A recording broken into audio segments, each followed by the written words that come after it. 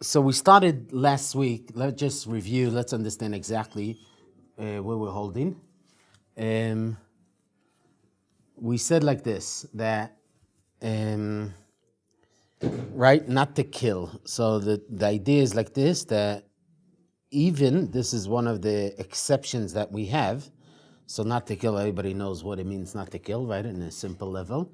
But what's included in that, even that if it's a threat of life, meaning they come to a person and say to him, kill this man, right? And if no, we kill you, this man has to give his own life, right? Don't go ahead and kill. Don't go take action and kill, right?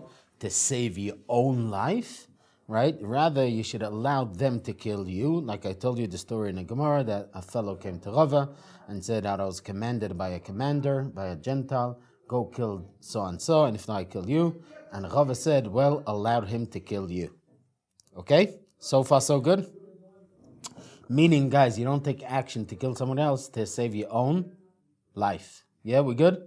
How about if they ask you, just stay passive and allowed us to throw you on a baby? How about that? What is it? Stay passive, stay as you are. Okay.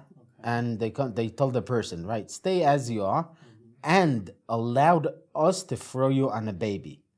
And assuming that will kill the baby, should he fight? Should he resist that they shouldn't throw him on a baby, or just stay passive? To throw him on a baby. They want to use a man to throw him on instead of throwing a rock on a baby. We're talking about bad people, yeah?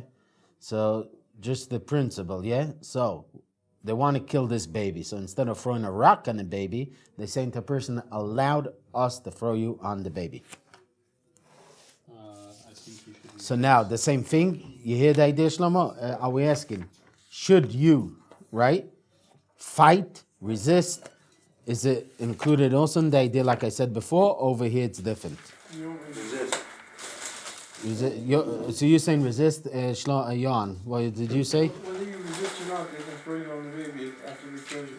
Yeah, no. you put up a fight, The question is, should he put a fight? Oh, no. I say yes, because at that point your life isn't in danger. What's throwing you on a baby going to do you?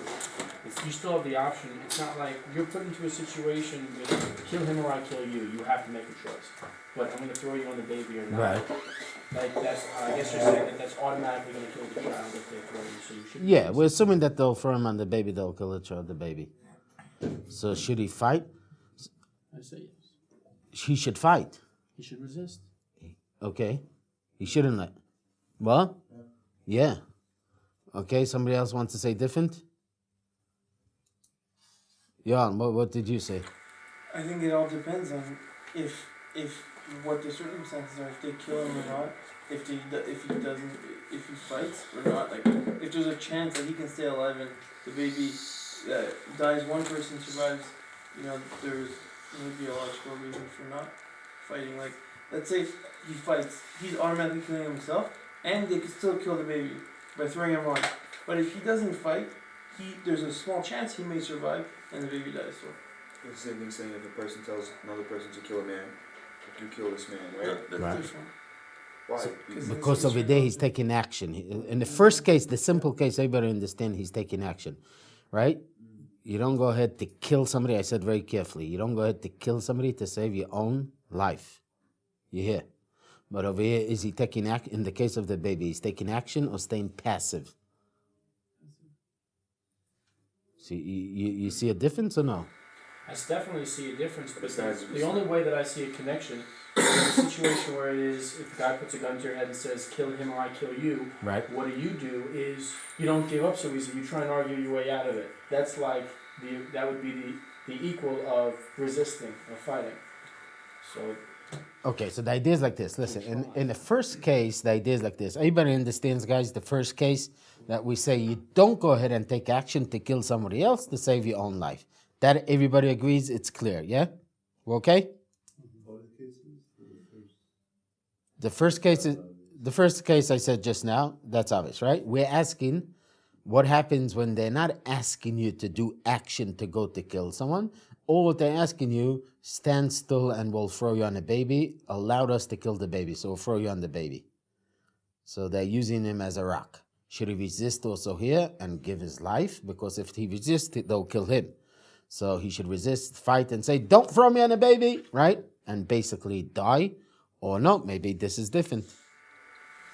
Suppose he has reason to believe that after being used as a stone to crush his baby, he will also be killed. But it's a future condition. He will be killed. Yeah. Why? So I'm saying, let's say that the person has reason to believe that after he's shoved onto this baby, He'll die also. that he will then be shot as well. Ah. But that they're withholding that information from him. Uh-huh. Does he resist? Does he go along with it? Does he? Okay, so you don't have to get. Okay, so you're saying good, but you don't have to get to that. So guys, look carefully. The idea is like this. In the halacha, you see, you have to be familiar with the case 100%, not 99.9. You should try 100%. Why? Because sometimes a slight difference in the case, in the technical and the physical, makes a big change, halachic change, right? So, right? So you know what they say, that one of the prohibitions on Shabbat is you're not allowed to make a double knot on Shabbat, right? So came around and somebody came to ask, you know that they have like a string that they tie a bag of cookies, like you open a box of cookies and it has in it a bag and it has like that, you know, that small, how you call it, string, I guess, small thing that you could like. Oh, the baggy tie. Yeah, baggy tie. So came somebody to the rabbi and asked him, could you tie that on Shabbat, right? And he did one. So the rabbi said, yeah. Comes the second guy and says, could you tie it on Shabbat? He says, no. So he says, how come to the first guy? He said, okay. He says, you did twice like this and he did only once, right? So, okay, right? So the idea is like this. You have to understand the case 100%, right? So here is the big difference, guys. In this case of the baby, let's understand this guy is not doing action. He's standing still. He's not involved, basically. These bad people, instead of using a rock to kill the baby, want to use him. So he's staying passive. Now, if he will fight, look what's happening. It's the other way around. He's giving his own life. He's dying to save the baby. Do you have to die to save somebody else? Oh, very good. So over here, it turns the other way around. So look how in Judaism we work. In one hand, we say you're not allowed to go and kill somebody to save your own life. That's the case number one. Don't go take action and kill somebody to save your own life. Case two, what's the difference? You don't have to die to save somebody's life also.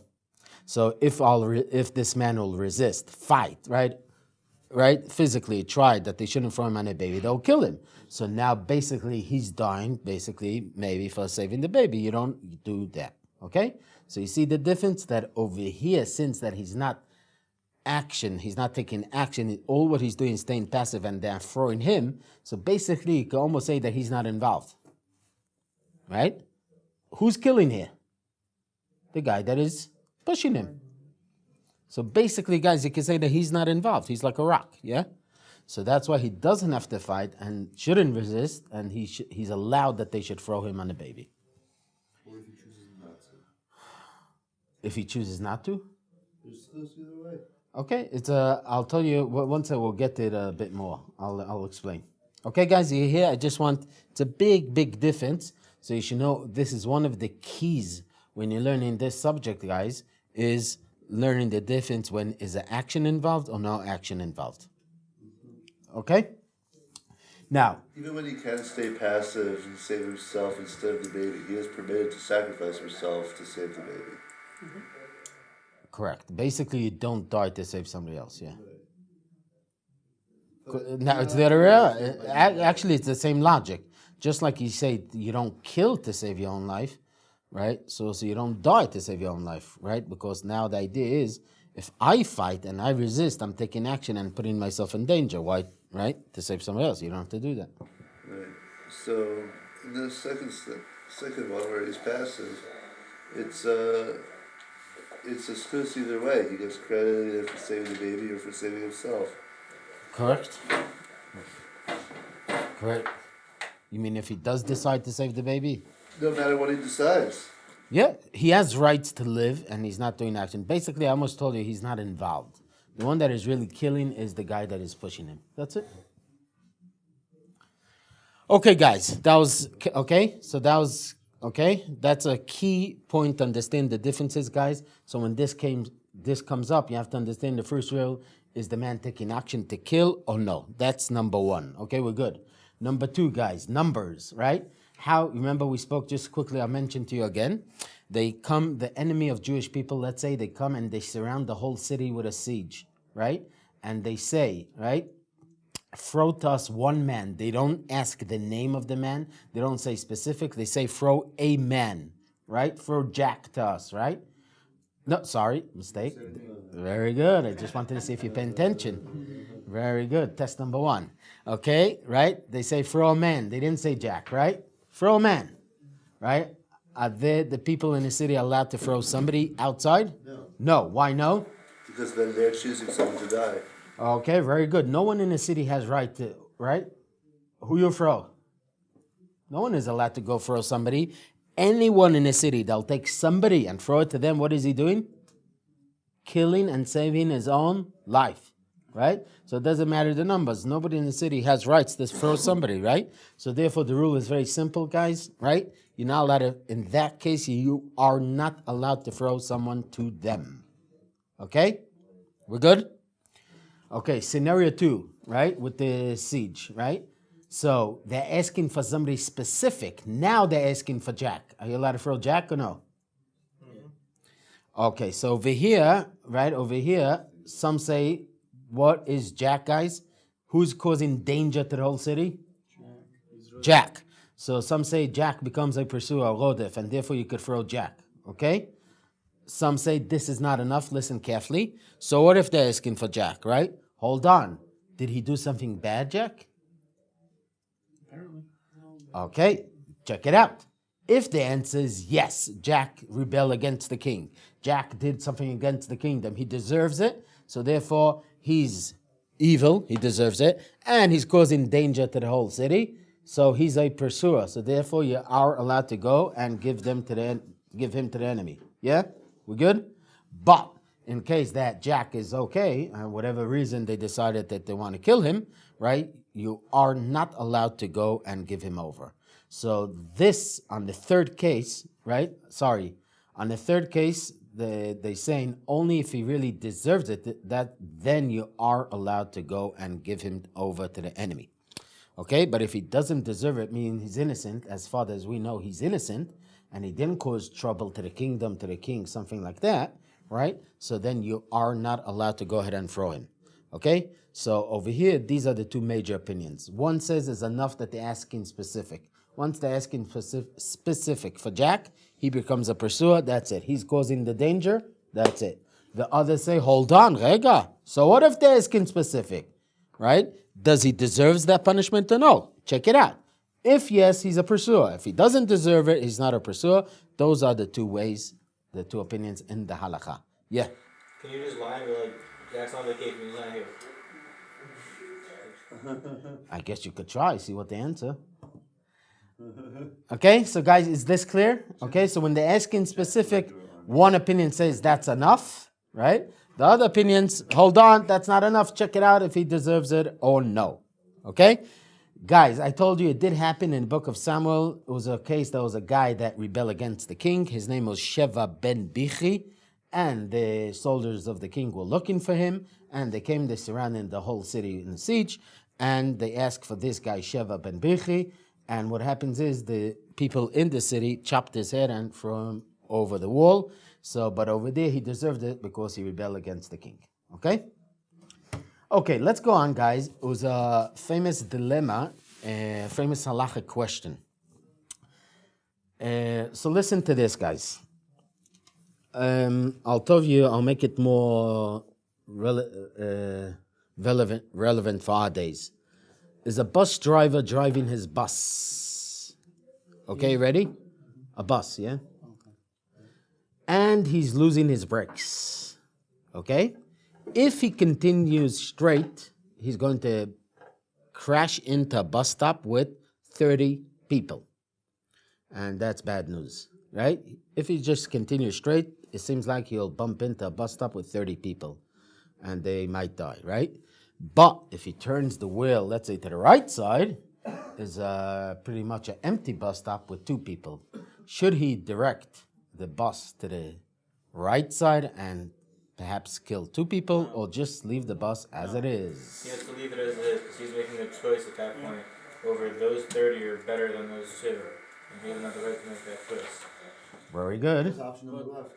But if you save more, What? What's option number left? Yeah, if he can. To go to the left side? If he can act to save. Yeah, and I'm just talking and say you have those are the 2 options: to continue straight and kill 20, or direct the bus and kill 2. So explain that to me why. Obviously, if it's a There's left, a ring of people around the bus, the brakes are cut, and directly in front of the bus, that ring is like. don't ask technical question because there's a fence. You can't go to the left. It doesn't matter, guys. I just want to know why 30.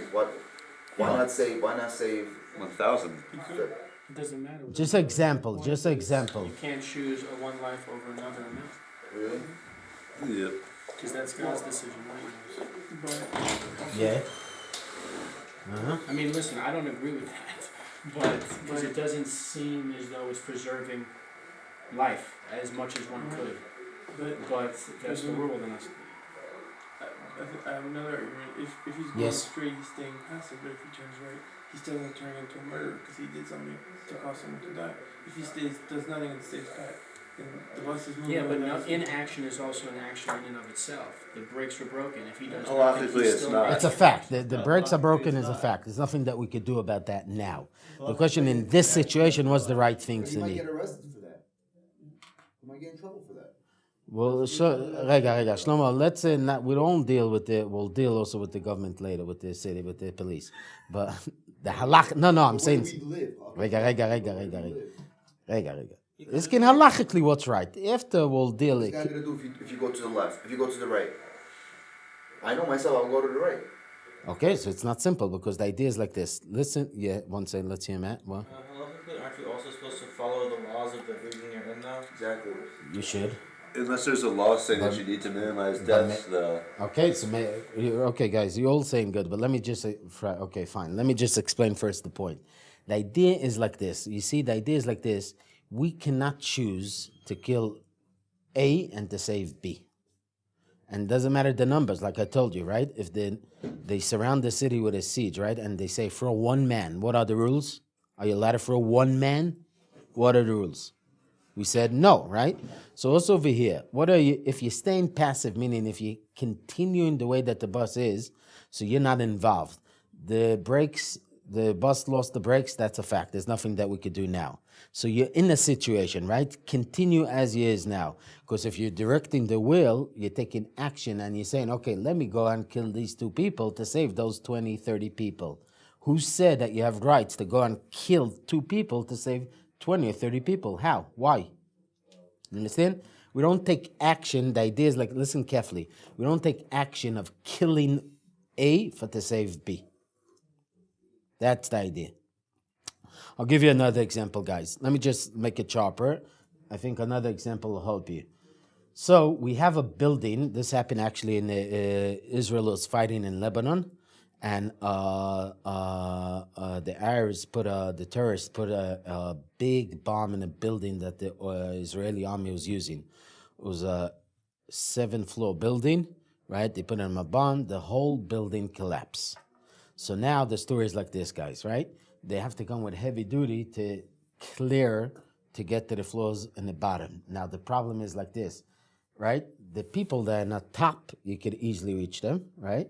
But the problem is if you bring heavy duty stuff to get to the underneath, to the bottom, you'll be killing some people than the top, right? You want to clear to take out the mess, right? The cement, the bricks, right, everything collapsed. So you bring in heavy duty stuff, tractors, right? To come and clear the stuff. By bringing those heavy duty stuff, right, equipment, you're killing some people on the way. How you should do? You hit the dilemma. Save the closest people first. Right? So, what? Sorry? What does proximity have to do with anything? So the idea is like this. It does have to do. It's very crucial because the idea is like this. Whoever you bump in first. Who you bump in first? To the people on top. To the people that are easy to be reached.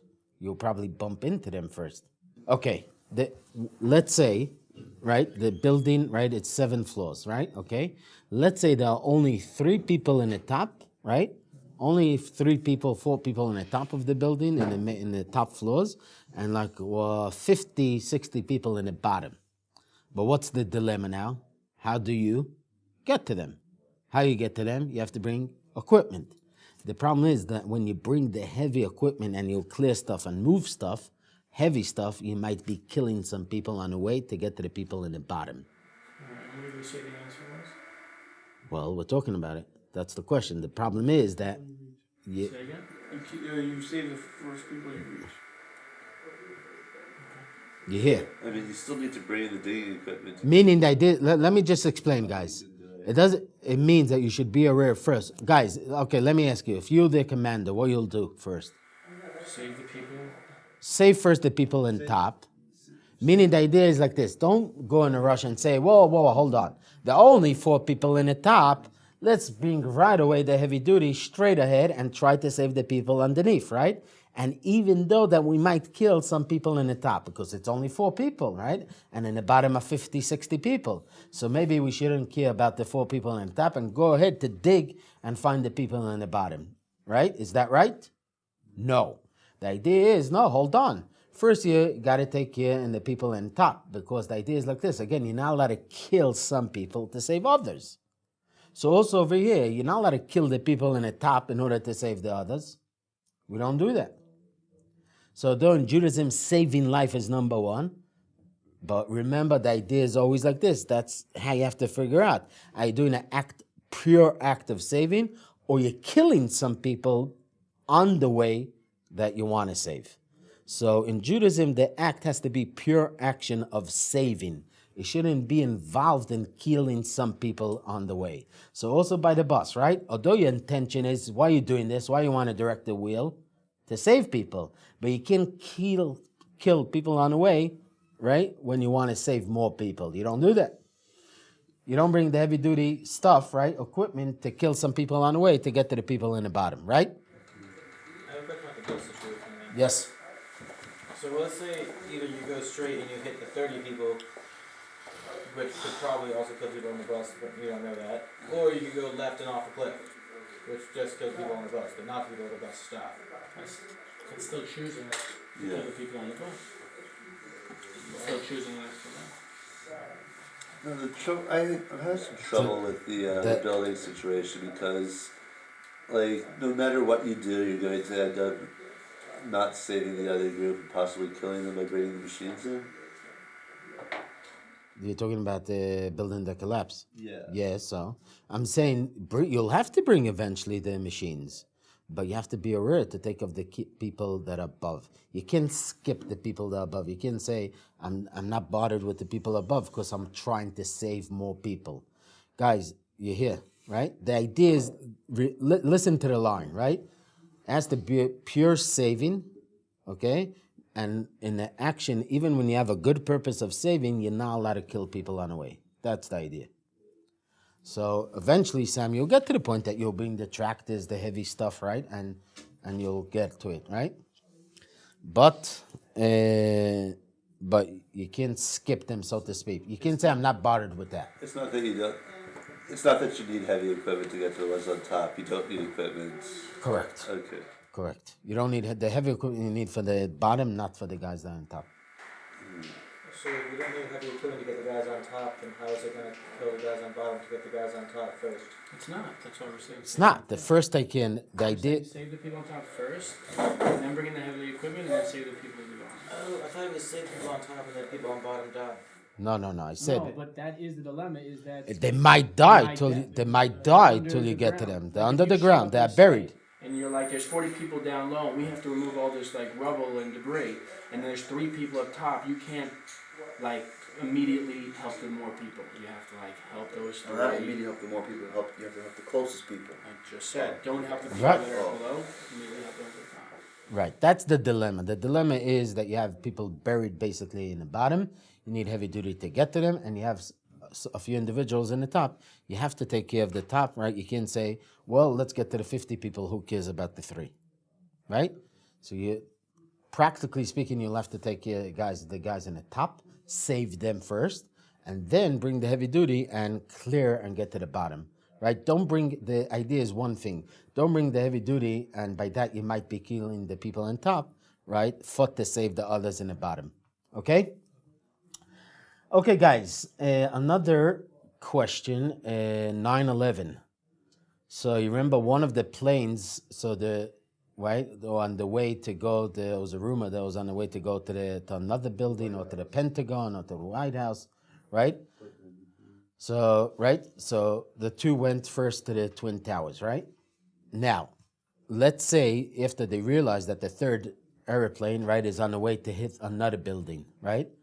Is the army allowed to shoot down this plane? Yes. Why? It's a rodef. Who's a rodef? It's a plane. The plane is a rodef? Yeah. Or the pilot? Pilot's a rodent. I think it's the plane itself. The plane Pilot itself or is it Paris that's one is behind the pursuing pilot to says kill. drive this plane? Okay, very good. So guys, listen to this. You see the dilemma? One, you could say it's only the pilot, not the plane itself. But it is the pilot because it's the same situation. You should call it Look, back. Right. The pilot for sure is the pilot for sure is a rodef. That's for sure. The question is the plane itself. This machine is also an object could be a rodef also. Object could be a pursuer also. So is this right? We see it. I'll tell you later in a minute. Another case that an object could be a pursuer. So we all agree that the pilot is a pursuer. Yeah, you could kill him. So the plane, maybe yes, maybe no. I don't know. Maybe in the situation that it's maybe the pilot now, the terrorist, right? He took control on the plane, so maybe the plane became a pursuer Because of him. because of him. That's right. Well, they see So the that plane- you shoot down the plane and take the lives of everyone on the plane to save the Twin Towers. In reality, the people on the plane are going to die either way. Oh, very good. So hold on, very good. So hold on. So guys, yes. So the pilot is a pursuer. Let's say the plane also because. Now that the terrorist has control on it, he became a pursuer. Also, the plane. The question is, how about the passengers? Right. So, so now, but here it might be idea that they'll anyways die because if they, no matter what, where the plane will crash, they'll die. So once it, what? He doesn't. What if the guy has second thoughts? You can't. He'll change his mind. To account for a rodef because you have So to. you're killing, and you're killing, but there's a chance. If we know, No. You can't say that because That's like that's finding a what happens if somebody? loophole. It's finding a loophole. We're trying to find the principle of the situation. It's just- Yeah, you see somebody running with a gun, chasing somebody to kill. You know, he's a pursuer. That's it, right? So after we know, in fact, that two planes crashed in Twin Towers, and we know that this plane was captured and want to kill the people, so we know that he's a pursuer. Okay, guys. So it might be the idea that you see. So the pilot is for sure a pursuer, and the plane probably also. And the people, the truth is that we're not involved in killing people because the people anyways will die no matter where it'll crash. So I'll just be careful, guys. I'll say probably it will be a right to knock down the plane, right? Because basically we might save life over here. We're not killing, right? Because they'll anyways die. And the pilots and the plane are pursuers. It's interesting. I'll add to you another case. So the Talmud brings down that was a man that people used to take boats, right? Shifts to the ride, and they used to put luggage, cargo on the boat. And what happens if a guy, right, brought on a donkey on the boat? And now this donkey is not a simple donkey. He's in a bad mood. Lunch wasn't good today, man. And he's wild, the donkey, and he's causing danger for all the passengers on the boat. So comes one man and throws the donkey to the water.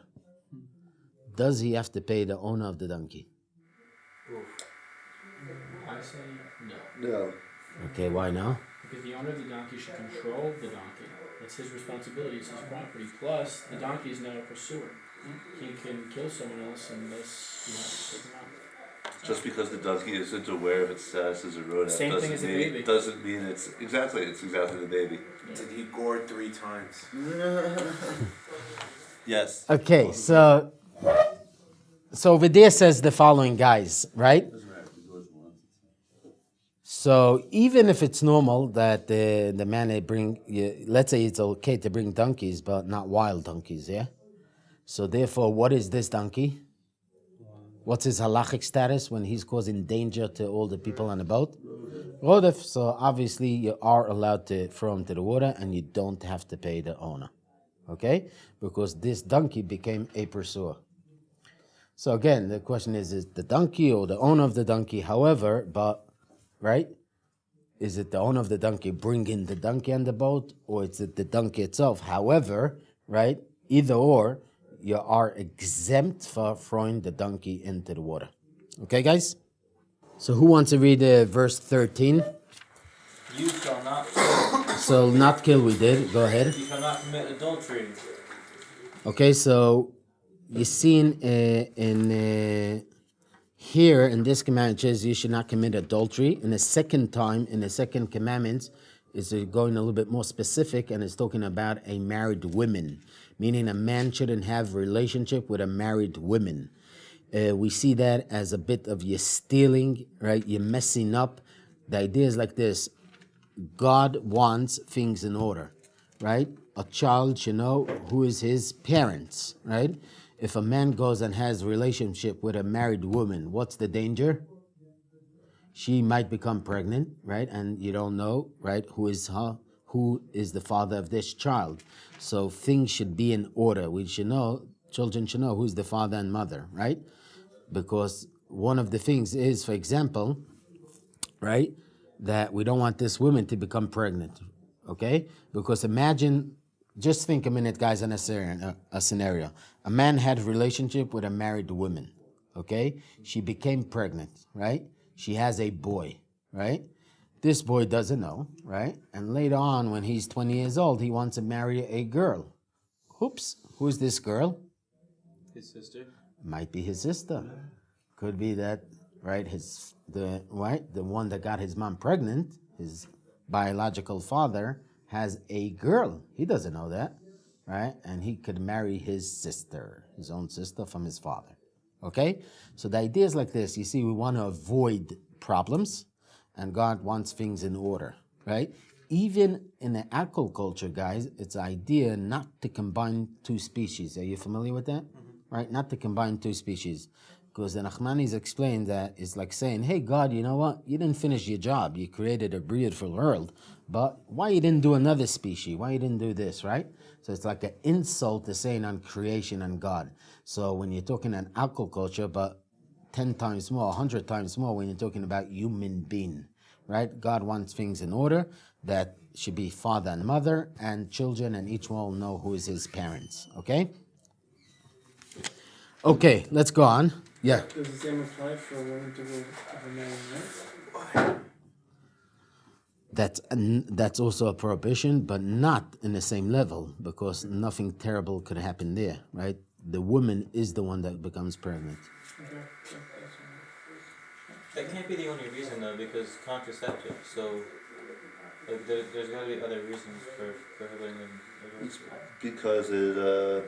Yeah, the idea is like this. And obviously also with relatives, also the idea is like this, that God wants it that it should be done in the right way. So there's a list of things of close relatives, for example, right? You see that even non-Jews accepted this idea that a man shouldn't have relationship with his close relative. It was something just common that everybody understands that. But Jews in the past have with close relatives, like uncle to niece, there's been like marriages. Well, okay, isn't it in a list? No, it's a list of close relatives that consider adultery if it's not in a list. So it's okay. There's a list in the Torah. The Torah says, right, the relatives of your father, the relatives of your mother, right? So you look, right? Okay, you check it out. Okay, guys, okay, so that's the idea. God wants to keep the world in a structure and order, and it should go in the right way. Okay, guys, let's go on. What says next? Do not steal. So just that you should know, guys, this is not talking about money. This is talking about kidnapping. That somebody is kidnapping a human being and selling him. And that's a penalty of death. The Talmud explains here that we're talking about a penalty of death. So therefore, this is talking about kidnapping and selling him. right, the prohibition of stealing money appears someplace else in the Torah. Okay? So just be aware that this is talking on kidnapping a human being and selling him. Penalty of death. Okay, go on. You shall not bear false witness against your fellow. Okay, so testimony is very important in Jewish law. The court system is very important, and we want the system to work. So if somebody comes and gives false testimony, right, he's messing up. The idea is like this. It says that judges, guys, that are doing a God job, they are becoming partners of God. We live in a world, guys, that we have to have authority. We have to have control. What happens if there's no court, no police? What happens? Chaos, right?